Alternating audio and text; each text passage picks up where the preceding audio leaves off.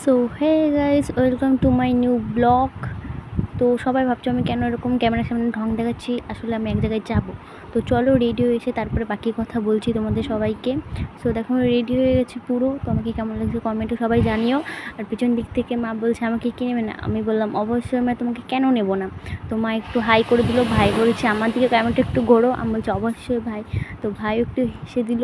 তো আমরা যাবো একটি অনুষ্ঠান বাড়িতে, সেখানে কীর্তন আছে। তো একটা দিদিও যাবে আমাদের সাথে, একটু চলো দিদিদেরকে দেখাই। মা বলছে একটু ঘোরাও ক্যামেরাটা। তো এবার বাইরে প্রচণ্ড পরিমাণে রোদ ছিল, কি বলবো।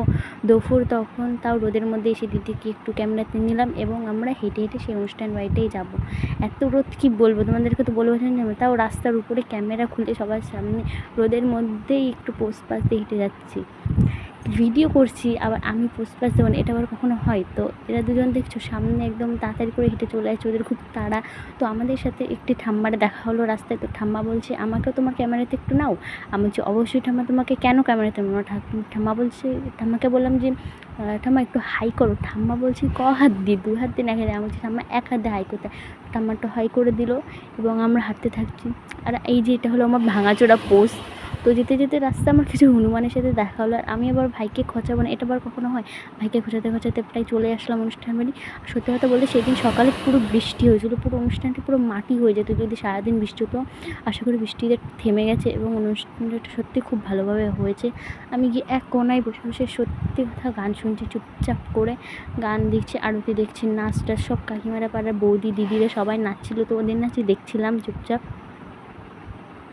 তো সত্যি কথা বলতে আমার নাচের ভয়েসটা, মানে গানের ভয়েসটা একটু হয়ে গেছে, তাই আমি তোমাদের দিতে পারিনি। তো আমি নাচের ভিডিও করেছি, দেখো সবাই মিলে নাচে। আমাকেও নিয়ে গেছিলো নাচতে, বাট সত্যি কথা আমি এখানে কাউকেই চিনি না তেমন, তো ওর জন্য আমি যাইনি। তো লাস্টে প্রসাদ নেওয়ার সময় আমি হাত পেতেই রয়েছি, আর আমার মা প্রসাদ আমাকে দিচ্ছেই না। কতক্ষণ দেখো আমি হাত পেতেই রয়েছি, মা সবার লাস্টে আমাকে দিচ্ছে। ভাই দিকে মাকে বিরক্ত হচ্ছিলো, ভাই বলছে সর, মা বলছে সর, আমি তোকে দিতে পারবো না এখন আর। তো লাস্ট পজিশন সত্যি আমি প্রসাদটা পেয়েছি, এটা আমার কপাল ছিল। তো আমরা দুজন বসে রয়েছি, তো আমি ক্যামেরাটা অন করাতে মা একটু হাই করলো। আমার মানে যেখানে ইচ্ছে আমি সেখানে গিয়ে ক্যামেরাটা অন করি, একটু নাটক করি। তো অবশেষে দেখো বাড়ি চলে এসেছি। তো এত অবধি ব্লগটা, দেখা হচ্ছে নেক্সট ব্লগে। ততক্ষণ টাটা সবাইকে।